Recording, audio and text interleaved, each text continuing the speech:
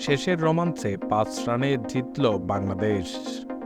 শেষ ওভারে জয়ের জন্য ১৪ রান দরকার ছিল জিম্বাবুয়ের।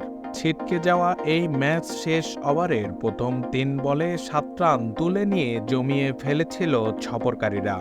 তবে অলরাউন্ডার সাকিব আল হাসানের অভিজ্ঞতা আর নৈপুণ্যের কাছে শেষ পর্যন্ত পেরে উঠতে পারেনি তারা।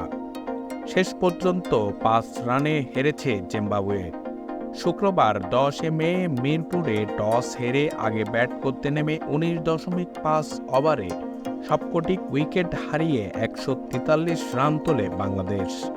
দলের হয়ে ৩৭ বলে সর্বোচ্চ ৫২ রান করেন তানজিদ।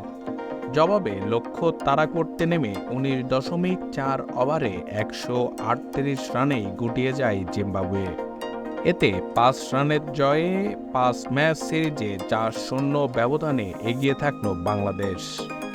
স্বাগতিকদের ছড়ে দেওয়া মামুলি পুঁজি তাড়া করতে নেমে শুরুতেই ধাক্কা খায় জিম্বাবুয়ে।